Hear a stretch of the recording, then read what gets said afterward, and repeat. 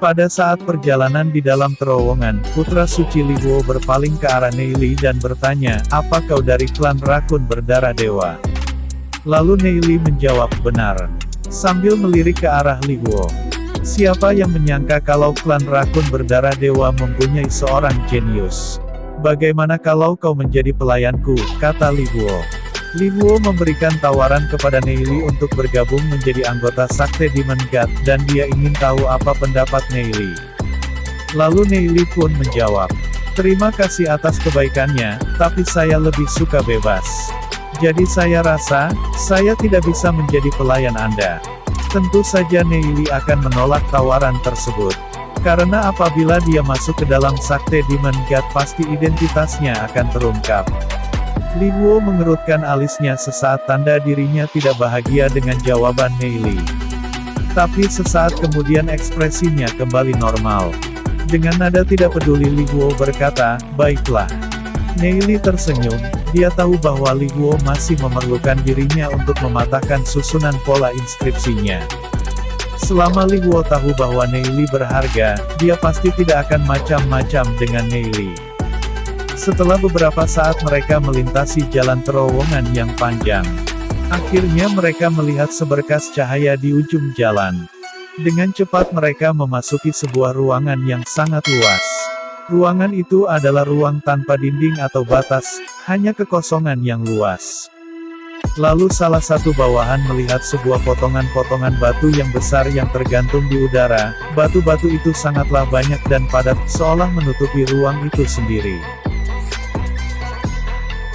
Semua orang asik dengan diskusi tentang batu-batu itu.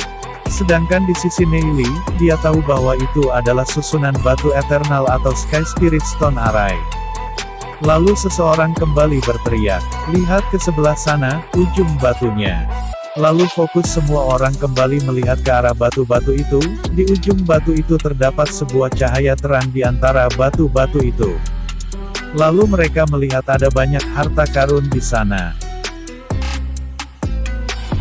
Putra suci Li Guo memandang Neili lalu bertanya, "Susunan apa ini?"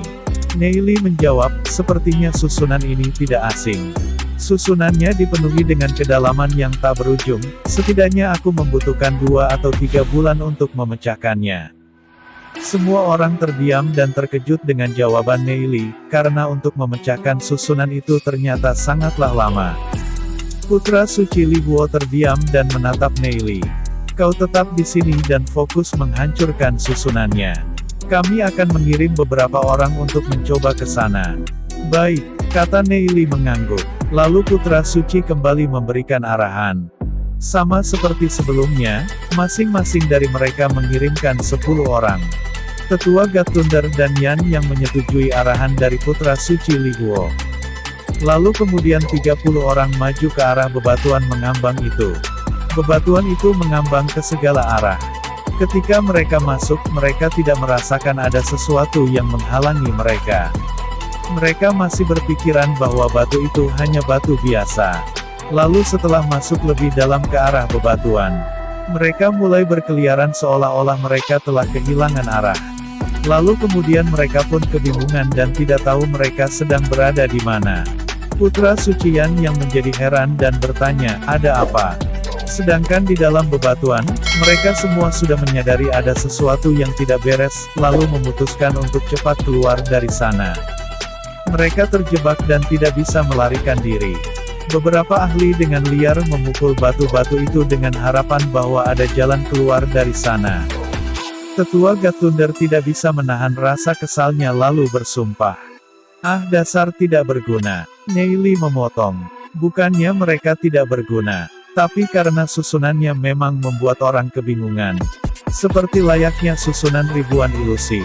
Untuk keluar tergantung keberuntungan. Lalu Neili menyarankan untuk mereka mengirim ratusan orang. Karena ada kemungkinan 1 atau 2 orang bisa lolos dari sana. Jadi kita harus apa? Apa kita cuma menunggu di sini? Tanya Tetua God Thunder yang tidak sabaran. Lalu tiba-tiba Wu Yazi menyela dan berkata, "Kita kirim saja orang lagi. Mungkin 1 atau 2 orang bisa lolos."